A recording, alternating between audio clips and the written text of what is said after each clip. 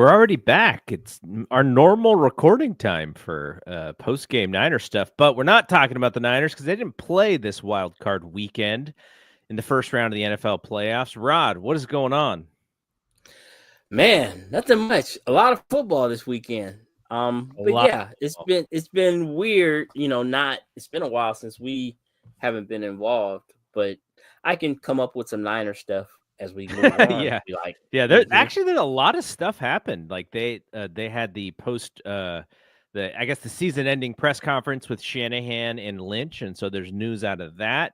Niners are going to be looking for a defensive coordinator and a special teams coordinator, unless they stay in-house. There's questions about certain folks with their contracts, so we'll talk about all of that stuff. And this is our second show in a row on the network because Brian and I finally got back and we talked about the very average Warriors and wondering if there was any possibility for them to do anything that would make a difference with the team, or if we're just going to be stuck at 41-41 by the end of this season. And then on Tuesday, 5:30-ish p.m. for the live stream, but Tuesday evening for the Tuesday evening, Wednesday morning for the audio feed. Brad and I will be back. So pretty good. 3 shows in 4 days for this network. So good stuff. And I guess we should just lead off here with kind of what's going on in Ninerland. Now, I'm going to be playing with segments and stuff because, it's just kind of trying to make the shows fun. So I decided to call this first segment, which is just kind of catching up on the news. I just decided to call it What's Happening. And it would have been really cool if there wasn't stuff like copyright where I could just play the What's Happening theme song in the background on something. But I think I'm okay just by grabbing like a 2-second clip. For those of you who are around the age of Rod and I, you will understand this, and those will not. Well, I'll explain it to you in a second here. I be Roger Thomas. Which doobie you be? All right, that is the What's Happening segment here, and that was from an episode, maybe one of the most famous What's Happening episodes. I think they were like pirating Doobie Brothers concert footage or something for tape and horribly. And Roger decided to call the hotel in which the Doobies were staying just so he could make puns about the Doobie Brothers name. So that is the first segment here. And let's just catch up on everything that happened since we last recorded. So I think this was pretty predictable as we were finishing up the season. Nick Sorensen was relieved of his duties as the defensive coordinator.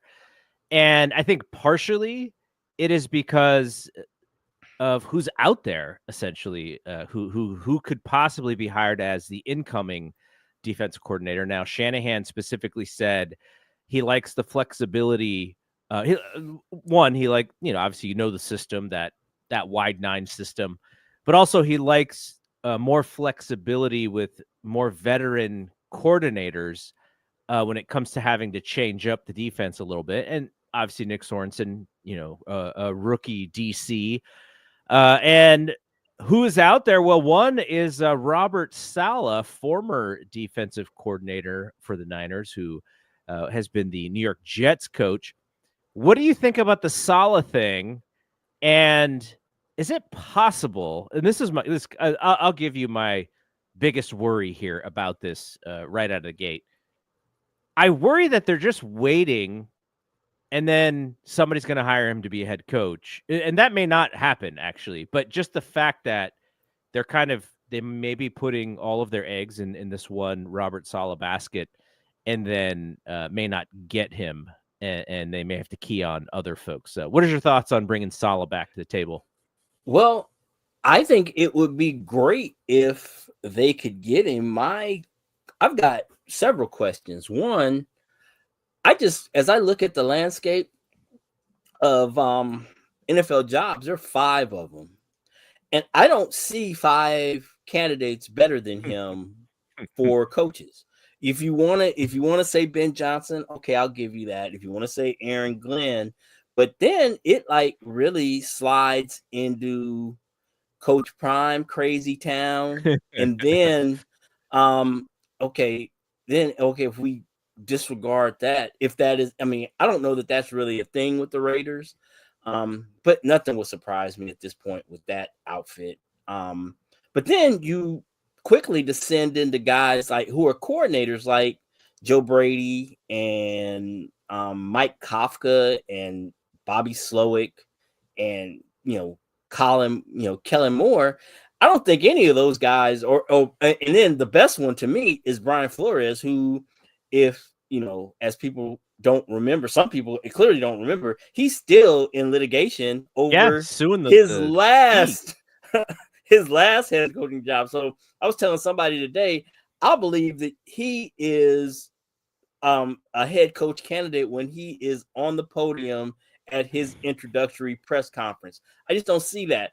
And so when you throw all those hats in the ring, I just, I think that Saleh, whom I think is going to get a pass for sure because of the shit show that the Jets are and his son and his Madden ratings and all of that, I don't think that's going to stick to him the way some people do. His failure there, because I think that is a horrible job.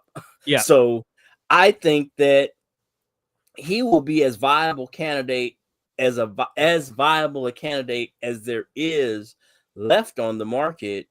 And then that doesn't even take into account that once the musical chairs stop at head coach, I'm not sure that the 49ers defensive coordinator job is even the best one available based on the talent that, like, for example, the Jaguars have. You take the talent that they actually have in-house on defense and couple that with the war chest they have to go out and get free agents.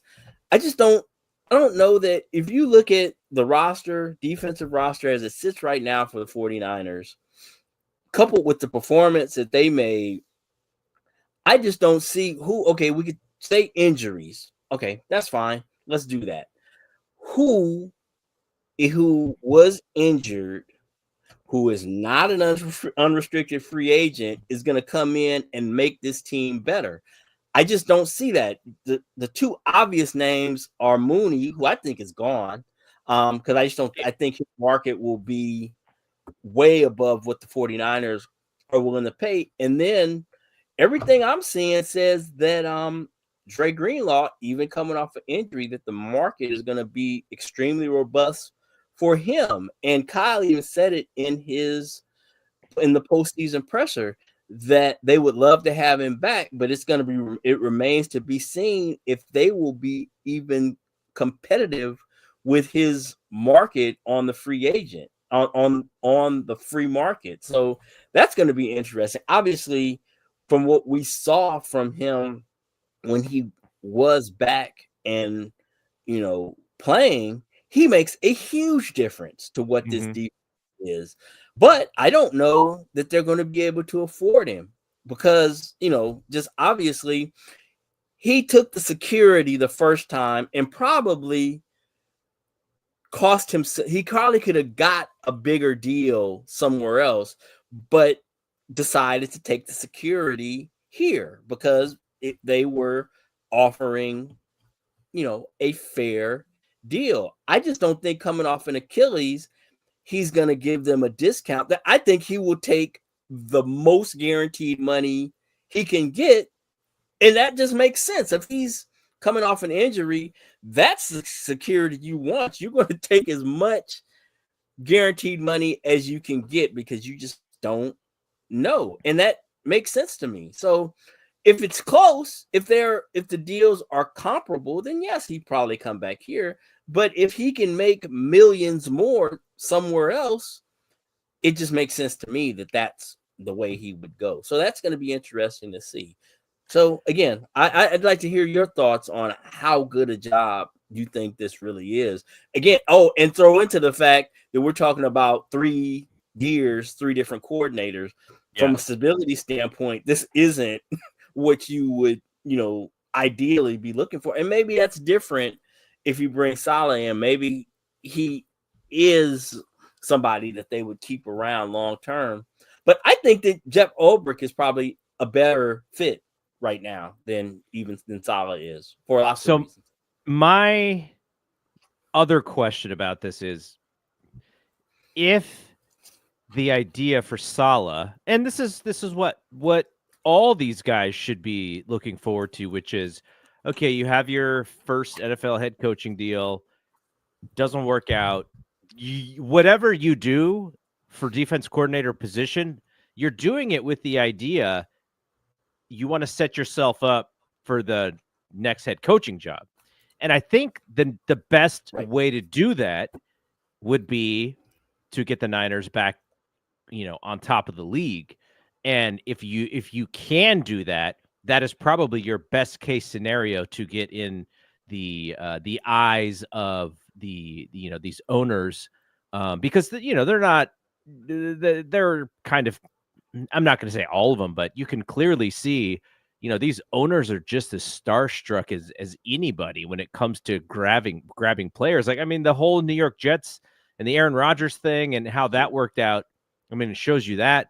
I think Saleh has a little bit of a stench on him that is not really his fault because of how that organization is, but he also had to coach one of the weirder players, star players in the NFL, in Rodgers. And I would really like to know what the overall sort of management in the league thinks how he handled that. Like, do they hold him accountable at all for any of the goofiness that, or the freedoms that Rodgers was allowed?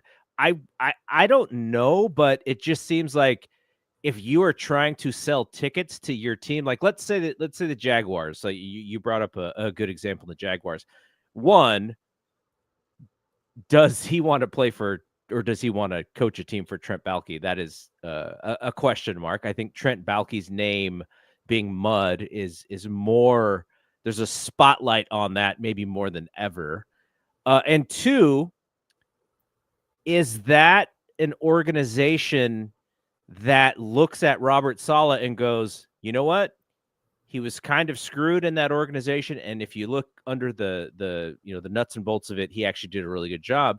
And does the fan base go, "Oh, Robert Saleh, yeah, that's the guy"? Like, because part of this is also selling your franchise, your ticket sellers, your ticket buyers, the excitement with a coach as well, and that's why Ben Johnson is gonna, even if Detroit doesn't win the Super Bowl, he's going to be the one that everyone is going to fawn over, because what's more sexy in the NFL than the ability to coach a quarterback and score points? Like Robert Saleh, his strong suit is in coaching defense. It's not in, coaching up Trevor Lawrence or whatever. So that would be up to somebody else to get the best out of Trevor Lawrence. So that's the other part, is trying to sell the team or the organization and the fan base on a guy who's, really stable. I mean, the Jets still had a good defense under his watch. I think they were like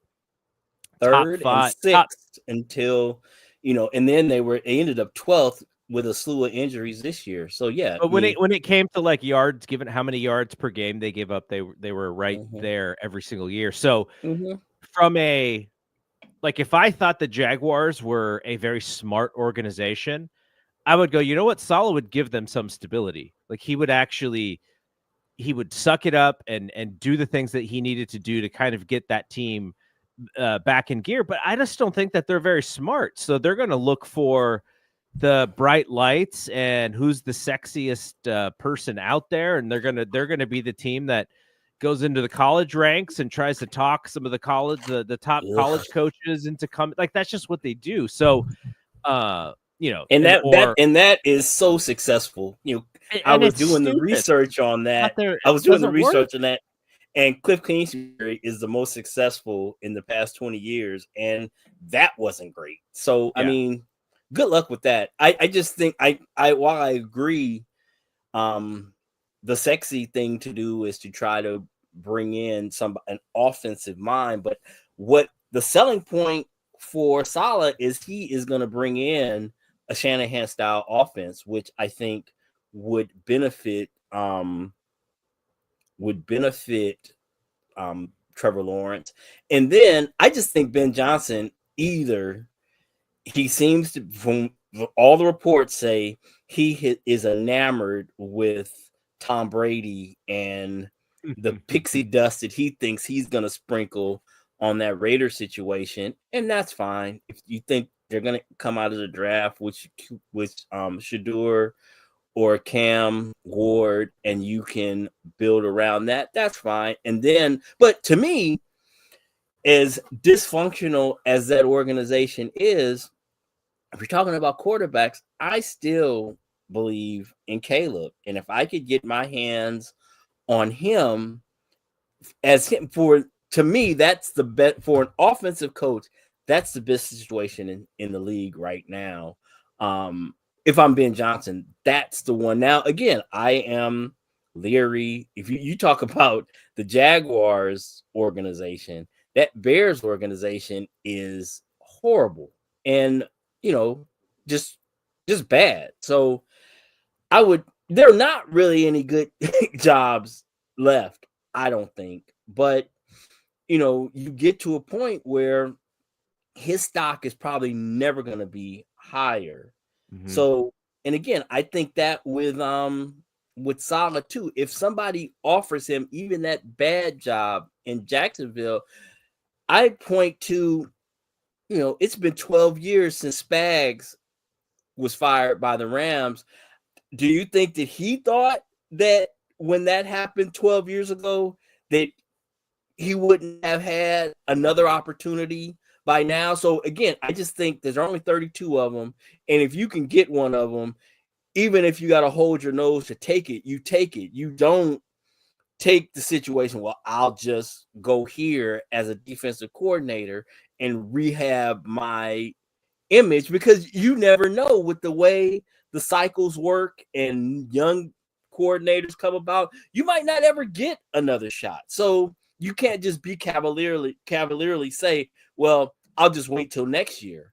We look at guys like Bieniemy and the list goes, you can make a list of guys who you would have thought, those guys could have struck, when Kansas City was at its peak, it would have behooved him to strike then, because now that window is closed and he might not ever get a job, so I just don't think you can think that, oh, I'll just, I'll wait a couple years and, then I'll go back on the market. If you can get one now, even if it's a bad one, because a guy like Saleh will always have, even if he flames out again as a head coach, he'll always be able to be a defensive coordinator. Mm-hmm. Those jobs they'll never be a situation where somebody will look at Saleh and say, nah, we're good on you as a defensive coordinator. He's had too much success at that, in that role. So if you can get a Saints job or a Jags job, I think you take it, because who doesn't want to be the boss? Yeah. Being a boss is better than being a subordinate, even if you're a high paid subordinate. That was the other thing I asked about Jed. Do you think, though, Fangio's making 4 or 5 as a coordinator, Zimmer's making 4. If I'm Saleh, why shouldn't I be in that hierarchy when it comes to, if I do decide to take a coordinator job, I should be, number one, I got $5 million. I can make $5 million just laying in the cut this year. Mm-hmm. The Jets are paying me. So again, I don't know his financial situation, but I know if I was, I like 10 kids, man.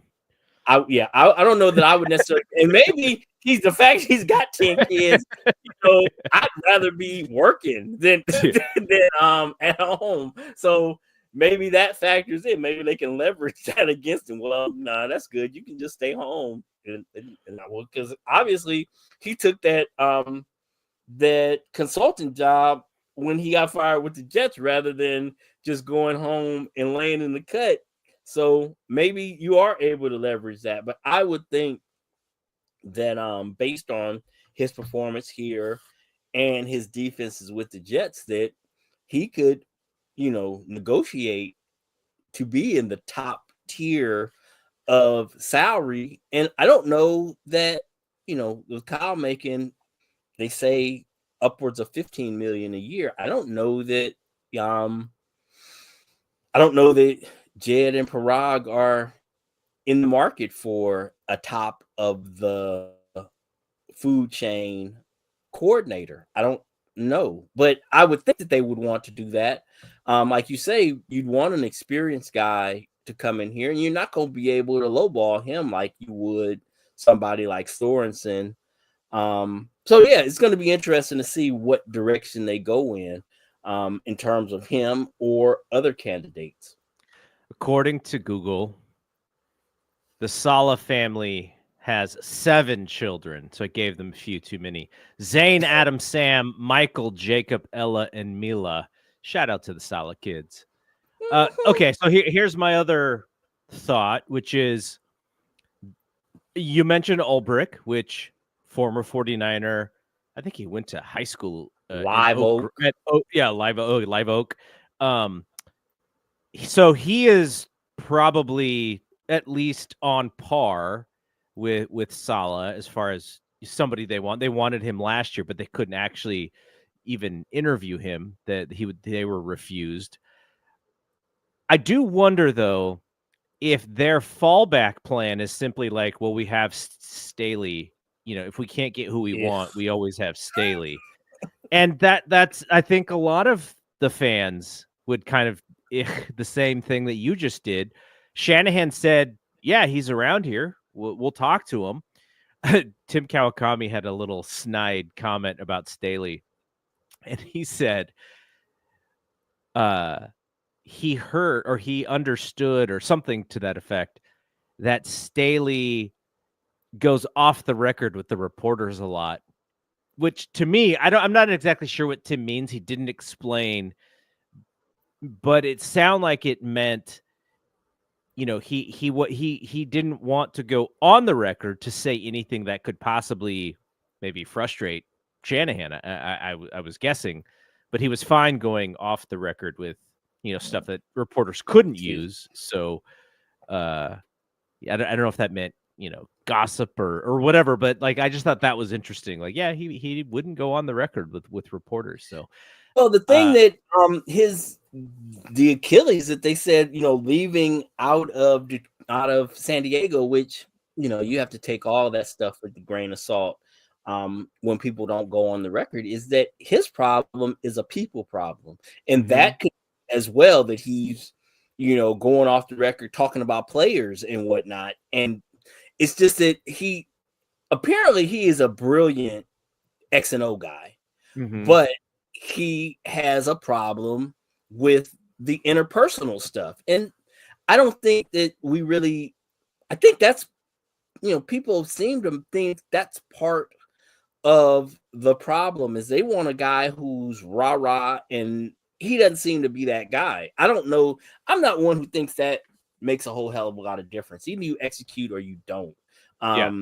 Maybe, you can be, like I was saying earlier this week, you can be hyped up and miss a tackle and blow a coverage and miss an assignment.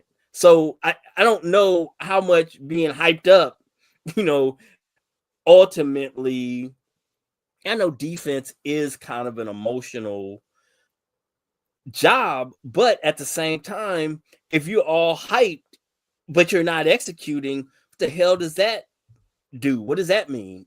So I don't know if them guys wasn't hyped up this year, but I know that they were not executing at a very high level. And I don't know if that's just because, I refuse to believe it's because these guys have been playing football for 20 plus years and all of them have demonstrated the ability to carry out those assignments. I don't buy the fact that a coach not getting you hyped up is why you didn't make that tackle when you were lined up in the hole. You just missed the tackle. I don't know what that is, but I think I always hold the player accountable for not doing their job. I don't hold, that's just a philosophy of mine, period. If I don't get the job done, I'm not going to blame my boss for the fact that I didn't get the job done. It's my fault that I didn't do what I was hired and paid to do. So, and maybe that is a little binary, but that's But just you say that, but what was a strength of both Saleh and D'Amico?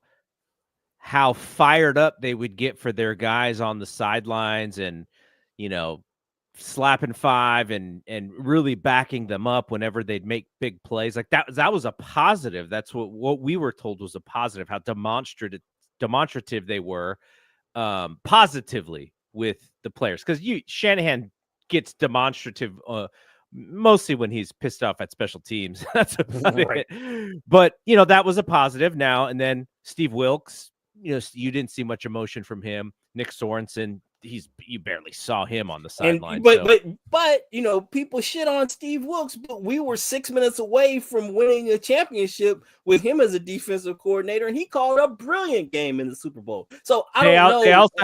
They also had to force him out of the booth and onto the sidelines. It just did not seem like it was his personality. Does that make sense? I mean, I don't know. I just don't know that something like that is really. Does it matter where he stands? I don't know. I don't know that. And it goddamn sure doesn't make the fact that Nick Bosa, that we didn't have, Hargrave and Nick couldn't make a damn play the way Chris Jones was making a play. I don't know where he stood in the stadium made a difference in that. Well, because clearly it didn't, because he was on the sideline and neither one of them could make a game-changing play. So I don't know. Again, I just think it's the players. I'm kind of interested, though, moving on. I'm kind of interested in what you think about Sorensen moving to special teams coordinator. Does he take it? Because it solves a problem for Shanahan, which is, I mean, if you trust the guy enough to be your defensive coordinator, you clearly trust him to run your special teams. And he's done it before. And they interviewed Monken, which again, they got in trouble again with that, with the Clint Kubiak thing. Interviewing Monken,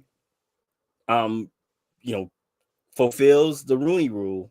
So they would be now, they'd have a clear path if he would accept it. If he wanted it, he could take it. And I assume that Kubiak is going to end up being the offensive coordinator. They just need to fulfill that one,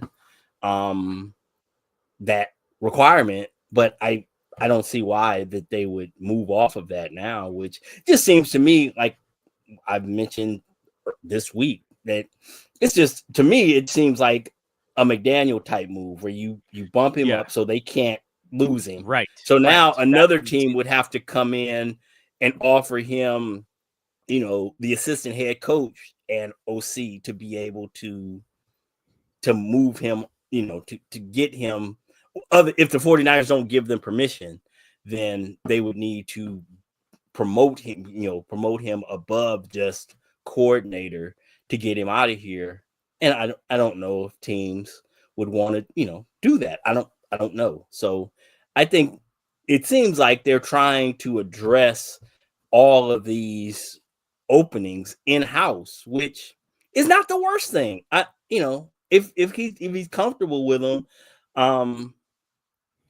I don't know. Again, it's always tricky for me because as fans, we get all caught up in the result, when I think as coaches and coordinators, we have no idea about the process that these dudes go through week in and week out, and how good they are at the actual. I don't even know what their actual roles and responsibilities are, let alone how good they are at them. So, I think it gets kind of tricky when you want to just when you're trying to base whether or not a coordinator is good or not simply based on the results. Because again, I guess for me it is, because I put a lot of the blame pie on the Jims and Joes, because as Warren Sapp said so eloquently, it doesn't matter how well the coach schemes it up. If the Jims and Joes can't bring that scheme to life, it's not gonna matter. So the players have to actually go out there and execute the scheme. So it no matter how well you draw it up, if Colton McKivitz is blowing, if he's getting blown by, it doesn't matter how brilliant the play call is. If they can't block it, or if they're dropping passes, or Brock's not making good decisions, the scheme, the perfect play call really doesn't matter. I don't think so. That's it. But again, I could be wrong, but I just think fans tend to. It's weird to me when you go back and you look at the all 22, and you see all these missed assignments, but the default is that the coach messed it up. It's hard for me that Sorensen didn't tell the guy, when you're in the hole with the running back, you should go ahead and make that tackle. It's hard for me to believe he didn't emphasize that we should make a play. So again, we'll see. It's going to be interesting. So the other person I've seen rumored, and this is a Matt Barrows rumor, who also has previous ties to the 49ers organization, is Jason Tarver, who in 2004 blast from the past was the assistant running backs coach, and then 2005 to 2010 was the outside linebackers coach, also coached at Stanford, then was a DC for the Raiders about 10 years ago, a little bit longer than that ago, came back to the Niners in 2015. So with post Harbaugh. Right? Oh, post Harbaugh. I think it was post Harbaugh. Yeah, 15 would have been. As the linebackers coach, and is presently the Cleveland Browns linebackers coach. I'm not sure what the Browns run as far as the wide nine, but that was just another one that kind of jumped off the page as far as that's pretty. I mean, he's got plenty of experience. It sounds like that's a blast from the past. I hadn't thought about that name forever, but yeah, I mean, if Shanahan is comfortable with him and he thinks he can, I mean, again, I have no idea what the qualifications are actually for that job, but clearly that's the thing about veteran coaches is it is clear that when you come here, you are going to run this system. So it's, you're not going to, there's not going to be any flexibility for you coming in and implementing whatever the hell it is that you prefer. You're going to run what has been run here. So it kind of lends itself to guys who have familiarity with and are comfortable with running this wide nine style, cover 3, cover 6, cover 9 type sets. So Cleveland runs something similar to that, and then back in the day, that was sort of what Fangio established here. And I can't recall how much they deviated once Harbaugh left. I just don't recall. But if so, then Tarver would have some experience, a lot of experience with that system. So that it makes sense. And maybe he is more, well, they already took care of the Rooney Rule with Townsend. So if they do interview him, I would think that it would have more to do with him being a serious candidate rather than just checking a box. So that would be interesting. All right, so let's talk a little bit about some of the players before we get to our player of the year. Where are you with all of the talk about what Brock's contract will be? I just think that I can't imagine, one, that this is going to drag on a long time, and two, that again, I'm just of not of belief that they're going to take a hard line on this dude. I don't think that is very prudent. So I'm thinking that this is something that's going to happen sooner rather than later. How about you? What is your read on it? I mean, we went through the list of quarterbacks and like the comparison of the numbers. And there's the flashy number that they're going to want to throw out there so that the media can run with it with all these years and all this money, when we know that the only thing that really matters is the guarantee. I think, there was this discussion, does he raise the market? Does he, and that was the discussion at the beginning of the year, if he has a year like he did the previous year, does he all of a sudden become the highest paid quarterback in the NFL? And obviously that didn't happen. So we're at this point where, what does that contract look like? Do you just get to Trevor Lawrence like we had been talking about? I think the Niners are, okay. So my biggest worry is Parag. I think that should be everybody's biggest worry, because he is going to, his MO, let's say, is to sort of be the defense lawyer in the situation. It's almost like, baseball arbitration, right? Like you go to arbitration and you basically argue for yourself, and then the arbitration lawyer tells you all of the bad things about your skill set and why you shouldn't make the money that you want. And I almost feel like Parag is kind of similar to that. So if we look at, the average per year, if he gets to, let's say, Jalen Hurts, Lamar Jackson, Justin Herbert, Jared Goff, Tua, if he gets to around 53 or slightly less than 53 average per year, do you think that does it? Or do you think they're going to have to go higher, more to the Trevor Lawrence, Jordan Love, Joey Burrow average per year? I think that I don't know necessarily about those contracts, Dak and Burrow and those guys. For me, like I've said before, I just think that Trevor Lawrence number is where, if I'm his agents, that's where I start. He's 55 per year and a total guarantee of 160 million. I think that's where we start. And I know I wouldn't go much below that. Now, I think the negotiation part, where you hear people talking about that 180 million guarantee, I think that gets it done. I would think that if they come with a strong offer in that ballpark, that this thing wraps quickly. But if they, balk about, being around 160, or worse yet, want to, slide him in below that. Like I've heard people talk about the 130 number with Tua. I just think that's crazy. I don't, making, I don't know that there is an apples to apples comparison on the concussions and Brock's elbow. I just don't,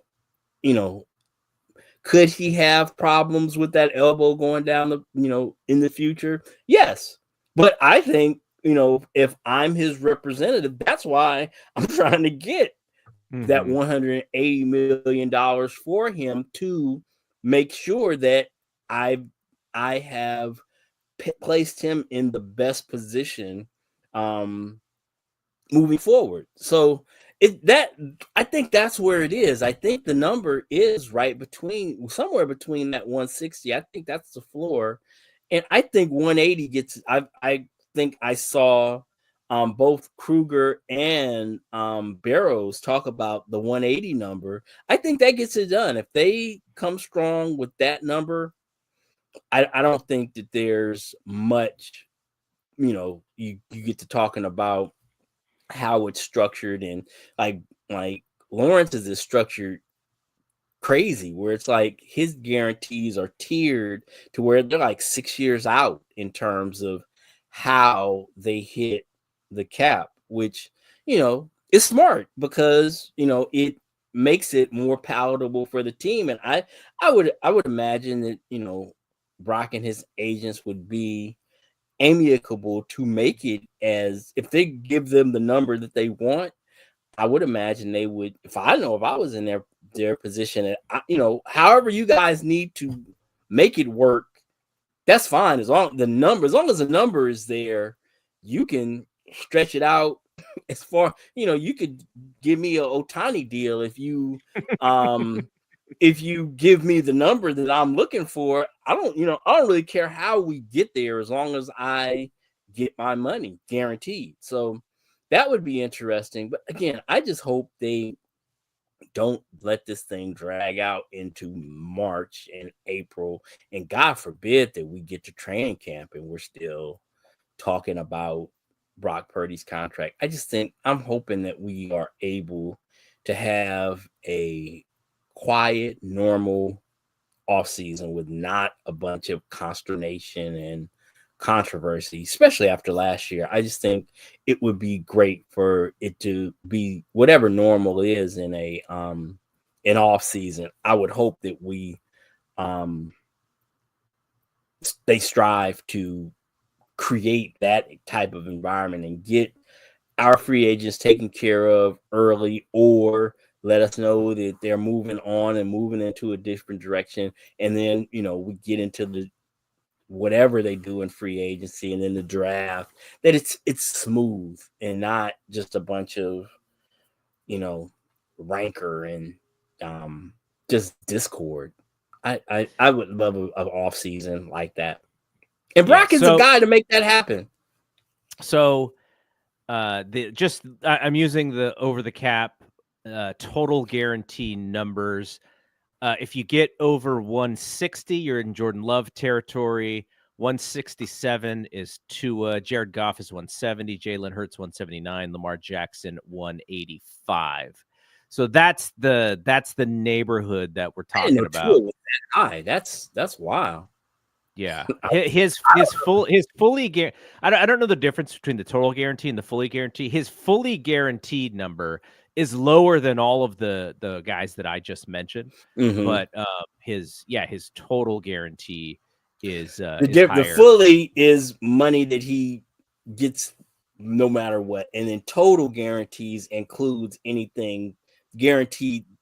Salary that's guaranteed for injury, which is flexible, because those guarantees end up being like, if you're on the roster by March 1st, they can cut you, or those situations where they if you make it through the season, those situations where they will sit guys, to make like we did with didn't we end up doing that with Jimmy, where we didn't want to play him because if he would have a bonus past this thing, they would have kicked in. So then we just we put him on ice so that those injury, you don't want to like twist an ankle and be like that money is I'm guaranteed for injury. So it'll be interesting to see what that comes out to. But I just, those that Love and Lawrence and those guys, I think that he is right there in that ballpark. And as however deserve goes into those contracts, I don't know that worth and deserve necessarily factor in to contracts. The example I use is, we have this guy, just signed $765 million contract in baseball. Does he deserve, or is he worth that? I don't know, but that's what the market bears. So I think that has more to do with it than when we start talking about, well, he doesn't deserve that kind of. Well, who does? But it's what it is. So I think that he is, when you look at the comps, that's the neighborhood that he's in. He's for sure in that neighborhood. Yeah, I feel like Lamar and Josh Allen and Mahomes are all gonna renegotiate their contracts. Oh yeah, for sure. Okay, For we sure. talked about Dre. Dre is sort of rumored to be priced. The 49ers are rumored to be priced out from Dre. They did make a comment about Debo, about how he is a really good player and we need him for 2025. I think he is he is a great compliment to Brandon Ayuk. I still think, I've been saying this for 2 years now, we need to find some speed up top to kind of alleviate some of the pressure there of these guys, getting stuck because no one expects them to beat the defense over the top. So that's great to hear about Debo and his, he is somebody who probably, when it came to the seasons that they expected from him, not the best last 2 seasons, but also he kind of gave it everything the previous season, before that. So I would like to see maybe they be a little bit more creative with them. It just seemed like their usage of him was so predictable this year, even when Christian came back. So I would like to, I don't know what it would take. I don't know if they believe Debo has lost a step or whatever it is, but I just would like them to be a little bit more creative with his positioning on the football field, like he was early in his career, because he was such a dynamo once he got his hands on the ball.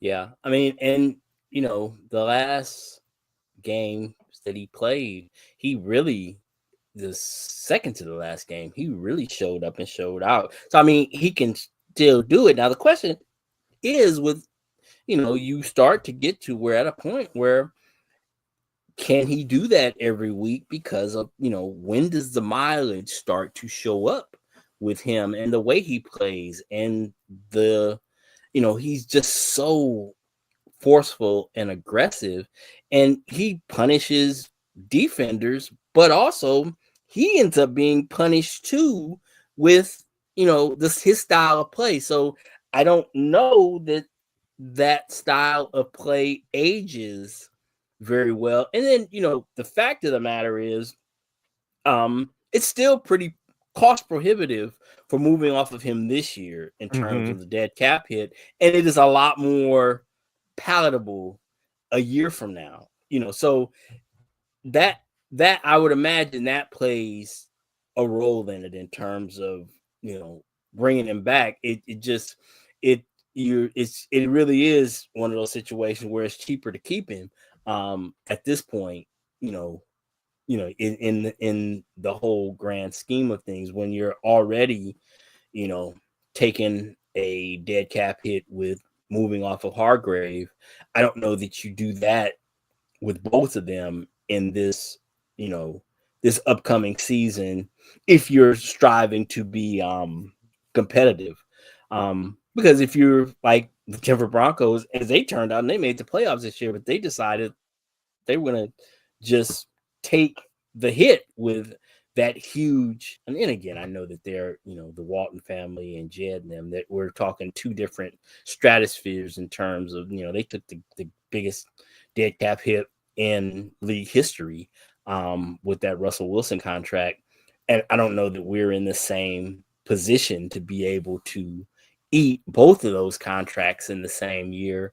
And then I can say I am hopeful for what we saw from Debo in the last, the week before the last game. I don't even remember if he played in the finale. That game is, it's a blur. I don't really remember much about that Cardinal game.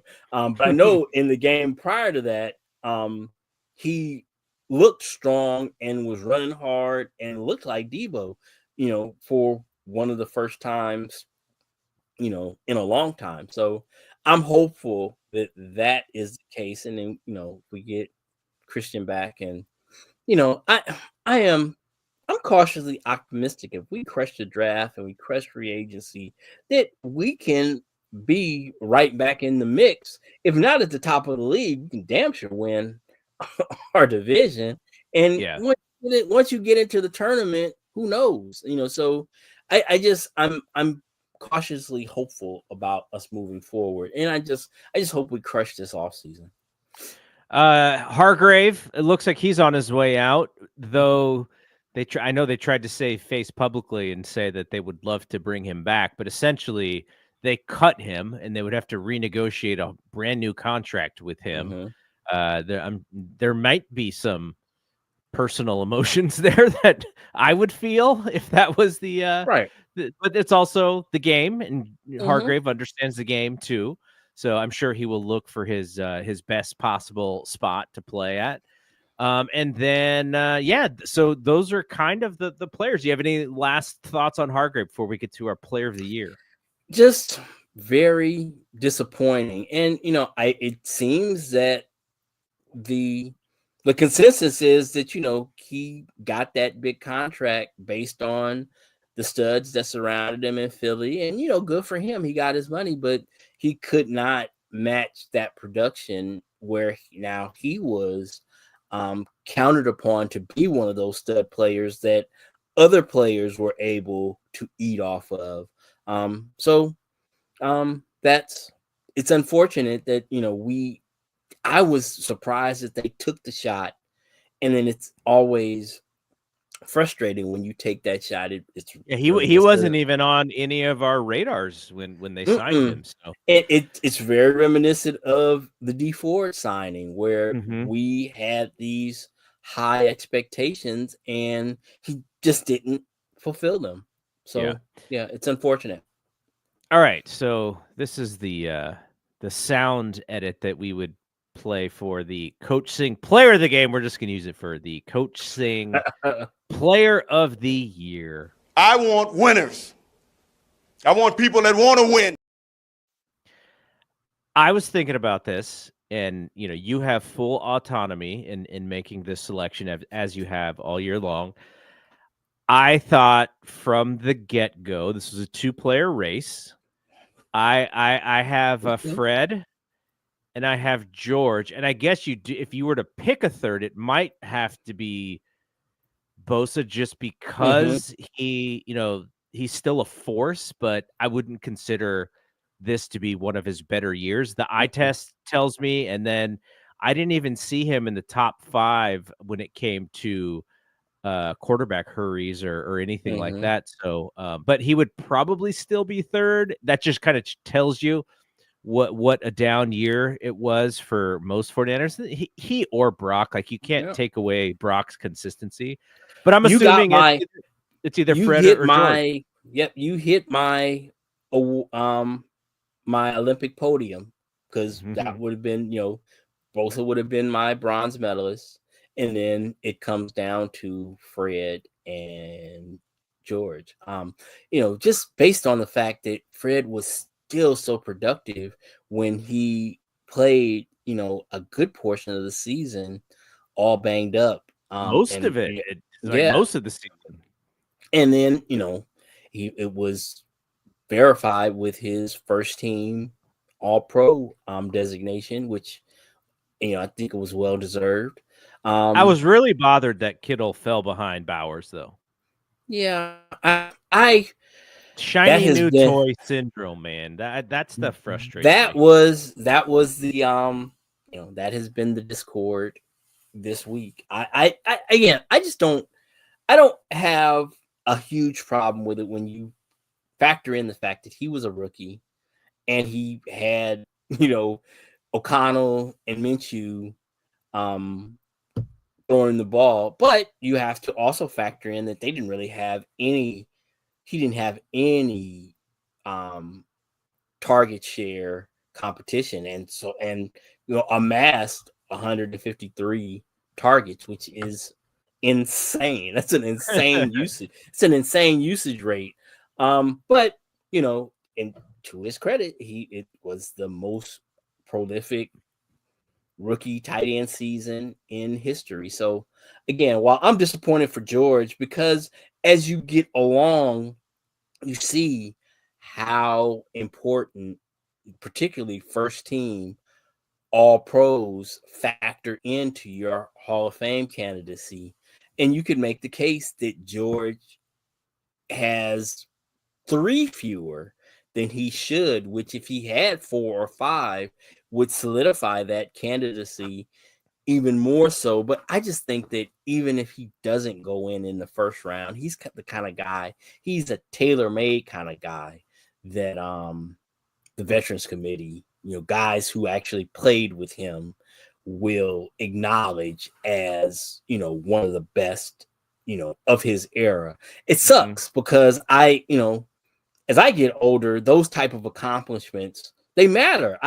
Being a Hall of Famer matters. I mean, and those are the steps that lead you to that. When you look at just the voting and how it goes, those first team All Pros mean a lot. So it sucks for him, and I feel sorry for him because I definitely think that he is, right up there with Kelsey as the best tight ends of their generation. And I think that should be acknowledged. That should have been acknowledged as the seasons went on. I think Kelsey might have got a few that he shouldn't have got. But I mean, he's just such a great player. It's hard to kind of make that argument. But I think George is right there. I think when you his numbers suffered because he had to do so much more as a blocker than Kelsey did. Kelsey is a glorified receiver. And George put up those type of numbers, and especially in 18 and 19, where he was the X and a tight end, which is why he was able to reset the tight end market in terms of salary, because he was more than just a tight end. And again, I think all those things should factor in to his candidacy as a Hall of Famer. And I hope he gets there, because I think he is one. And I think this season, just based on what he did for the team, second team All Pro, he was, I know he was far and away, he won the most players of the week, and he was a Len Eschmont Award winner. So he is the top of my podium. He is my player of the year. Oh, that's awesome. I would have probably gone Kittle as well, but it is pretty clear that Fred Warner is seen by not only his peers, but just by the national media. Like, he is seen as and maybe some of this has to do with kind of Bosa's like aw shucks, like meathead personality. Fred Warner is seen as like the most like impressive guy. Like, not only is he a leader on the team, but he's kind of no nonsense, and he plays through injuries and all of these things. And I think that does go far and wide when it comes to awards like this. Like, the dude played on a broken ankle for most of the year. So he's dude. very, very polished, and he is he's seen, like you say, not just here locally, but nationally as the heartbeat of the team. And I don't know that that's necessarily wrong. We've talked before about Dre and how they, coexist. In that, if I were, he wasn't here this year, obviously, for most of it. But if you talked about, to me, Warner is clearly the better player, but I think Dre is like the heartbeat of the team. I always go to the Steph Draymond comparison. That I think that Dre is the Warriors Draymond in terms of the defense, but Fred Warner is closing in on, and I thought it was prematurely bestowed upon him, but he is closing in on Patrick Willis, who was the most impactful linebacker of my fandom, inside linebacker of my fandom. And quietly, man, that it shocked me when Willis was voted into the Hall of Fame. Yeah, went back and started looking at Bowman's numbers. a few more seasons, and he has a sneaky strong case as a Hall of Famer. I think he falls short, but he was really good. And I think Fred is right there. He is, at 28 years old, he with four All Pros, he is right there on the cusp of, Hall of Fame consideration, which is, awesome to see. You like to see when the guys who you watch, put together those type of resumes, and then 5 years afterwards or so, to see them in Canton is always cool. Like I said before, that when Frank goes in, I'm going to Canton because he was my guy, and to see, I don't think there's any question at this point. He has the resume that he will be eventually a Hall of Famer, and I want to be there to witness that. So I think it's just really cool when you see guys who you watch their entire careers when you're old enough to say that I watched, because guys like Ronnie Lott and those guys and Joe, I was a baby. I didn't really understand what was going on. I knew they were good, obviously, but Frank, I saw the whole progression. I saw him I saw his entire career. And it's special. Those guys are special. And and Bam Bam too. I saw his whole career, but again, Frank is my guy. So I'm gonna be really excited to see him go in. And then it will be good to see Warner when his time, when and if his time comes. I think it will. Because honestly, I was kind of, when you look at the numbers, I thought that BY was a borderline candidate, and for him to get his flowers as soon as he did, because he really didn't have to wait all that long, was a pleasant surprise as a Niner fan who watched his whole career. And I know that people are still kind of bummed out about Roger Craig, and he is a borderline case as well, because if you really boil it down, it's really only 3 seasons that he performed at that level, and then the other 6 are just kind of, so if he were to get in, that would be great, but I don't see it as this huge robbery as other people do. You can definitely make a case for him being a Hall of Famer, but if he's not, then it's disappointing. But again, I don't think it's a robbery. I don't know how we got on the Hall of Fame talk, but yeah, it's really cool. I'm really glad that Fred was acknowledged as an All-Pro this year. Kittle, his contract is up after next year, I believe. Do they, because we are in the era of salary cap gymnastics, do you think they extend him 1 or 2 years so that they can knock down his price for next year as they sort of figure out with the Brock Purdy stuff and who they want to bring back and all that? I would hope so. I mean, he is such a wonderful, because this year showed that he still has gas in the tank. So just from that standpoint, I think that's a good play. But as we have seen, all the other soft stuff, if you give Eric Armstead a $6 million offer, it stands to, the question has to be asked, how much that other soft stuff matters to you in the grand scheme of things, because he gave his all as a player, and was injured because of that, giving his all. And then, the marketing that they did of his good works in community, would have thought that would have bought him some goodwill, but clearly it didn't. I just think that George is that kind of 49er that if there was a guy that you give him a bump in terms of what his actual market value is versus what, I don't know. I don't know where he is at. I think he's 31 now.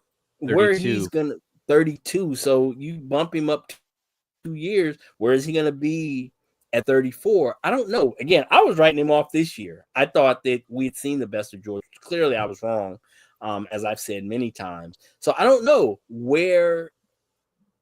Hopefully, there's a number that they could come to that they do extend him, and it doesn't come down to where he gets anywhere near free agency. I think that's just he is the type of guy. It's a relationship business, and I think a guy like him should be rewarded for all that he's given. But I know front offices, by and large, and even the guy who's in the center of the picture right now, Bill Walsh, didn't believe in that type of compensation. He was really a bottom line guy, and I don't know what a bottom line assessment of George Kittle at 34, 35 years old is. I don't have any idea how we get there. But I hope so. I really do. He is a guy that I definitely would like to see around. Same as Juice. I would like to see us take care of those guys and keep them around, because I believe that while they, again, Juice was second team All-Pro again this year. So they're still playing at a high level, but I think that their value is beyond just what they give us on the field. And I think that's important. I think that it's important for the young guys to see that as they move on, and for players who might consider this place as a free agent destination, if you do right by us, we're going to do right by you. I think that's important. And maybe I'm just a softie, but a softie, especially when it's with other people's money, that I think those things should be rewarded. But I hope so. I really do hope so. All right, let's end with this, which is the playoffs are here. The first round is not completely over because we do have a Rams and Vikings game on Monday night. Unfortunately, because of the fires in Los Angeles, which is just so terrible, the game is moved to Arizona. So the Rams don't have home field advantage. They don't have the best home field advantage in the NFL anyway, but still, you win your division so that you do at least get one home game, and which they did. The other games that you saw. So on Saturday, the Texans kind of walked away with the game with the Chargers. It was close early on, but interceptions and such, and that game kind of got away from the Chargers. 32-12 Texans. So D'Amico and the boys get to go to the next round, and then the Ravens beat the Steelers fairly easily, actually, 28-14. And then just today, the Bills made easy work of the Broncos, 31-7. And the Eagles also made fairly easy work of the Packers, 22-10. And then the Commanders in maybe the upset. I don't know if the Commanders game and the Texans game, those lines were pretty close. But also the Commanders going into Tampa to play that game, and they got it because of a field goal that that our guy probably wouldn't have made. That was my post is after the game is that Zane Gonzalez. I posted him in his number 10 jersey with us, that this guy is kicking next week. Wow. Our third round draft pick isn't. So yeah, that was very interesting. Also, we got a big play, first play of the game. Oren Burke, made a huge special teams hit versus the Packers that caused a fumble and was instrumental in getting the Eagles started off on a good foot. So, we can make the playoffs about the 49ers. And then, of course, you got Nico in his second playoff win, which is, when the Niners aren't playing, that's kind of how I lean as I start rooting for guys with ties. So I was really bummed about, the Chargers kind of laying an egg because I was rooting for Harbaugh, Yeah. and I was rooting for D'Amico as well. So that one worked out, but yeah, it was very interesting. Like you say, that last game was probably the best of the weekend. Tampa and Washington. It's really cool to see, those rookies, growing up the way they did, the way they are. Jaden Daniels. I was listening to the pregame, and Dan Quinn was talking about how Tampa, kind of blew the doors off them week one, and it's like he was saying, it's a real, it's going to be a litmus test of how far we have come in 18 weeks, and it was. I mean, they were really good and right there, and they were the ones who ultimately made the plays when it counted, and obviously it took a doink doink to to win the game, but that it's really good to see young teams like the Commandos and the Texans make these strides so early. And I guess the Texans aren't as young, and they're young in spots, but they've got a lot of vets there too that kind of offset their youth. But the Commandos, this is all new for them, and it's it's kind of exciting to see young teams get their sea legs in the playoffs. So yeah, it's gonna. I like you had mentioned coming in. You're kind of interested in seeing what the Rams are able to do tomorrow, as am I. Not necessarily rooting for them, but I take interest in our conference games. You think Shanahan is got the voodoo doll out for McVay, or do you think he's paying attention that closely to see what they're doing? Like, is he keeping an eye on his guy or his, one of his former buddies? I don't know why it kind of strikes me. They all kind of strike me, and I don't know. I think it's influenced by that wonderful podcast that we both listen to. I don't know why, it just, in my mind, they seem like the ultimate frenemies. Yeah, they do. Again, frenemies just kind of come. So I definitely think that he's watching. I think he's lying if he's saying he's not watching. And I would not be surprised if he's got a voodoo doll over there. And I'm sure part of him wants to see him be successful, but then I know there's part of him that wants to see him get crushed. The petty side obviously does it.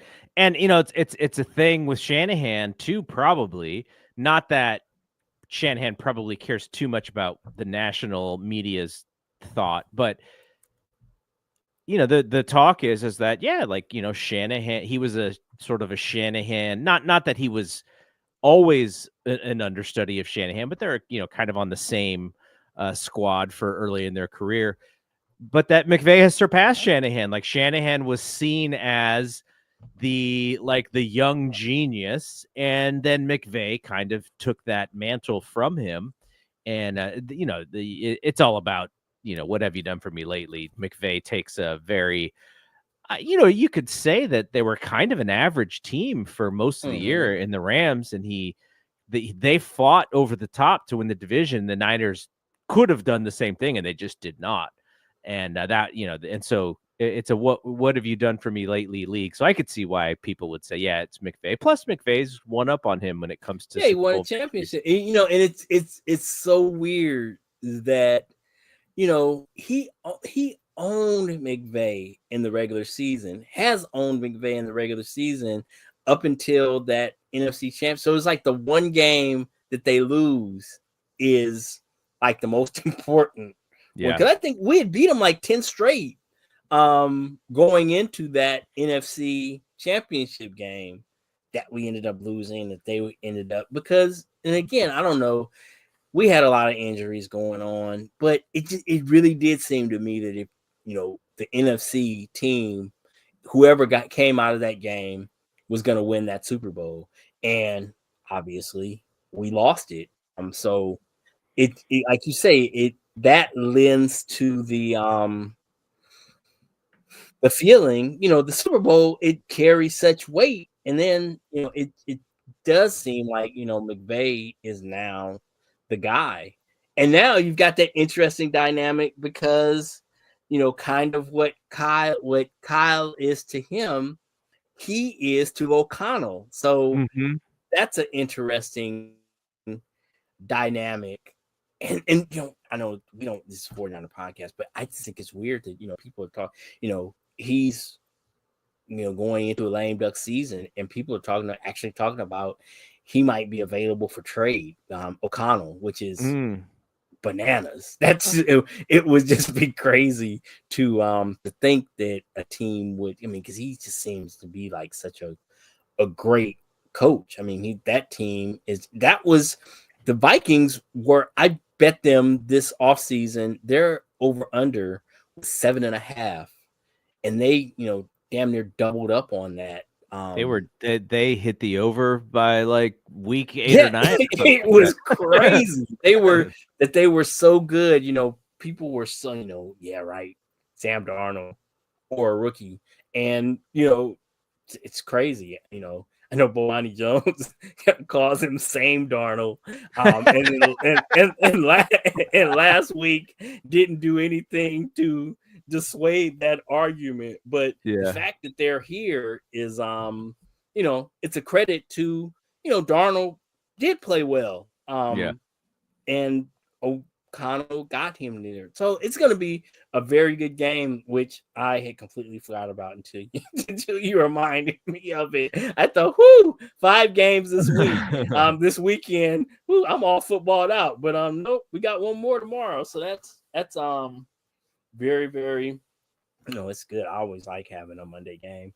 It kind of breaks up my my work day, gives me something to look forward to, and to get home early and watch. So I'll be tuning in. Let's make some quick predictions. We made our Super Bowl predictions last week, but Texans and Chiefs Saturday, 1:30 p.m. Texans at Chiefs. Chiefs finally got a break, or 2-week break, essentially. They should be raring and ready to go. I would love to see Houston make this game a really competitive game, though. Yeah, I would too.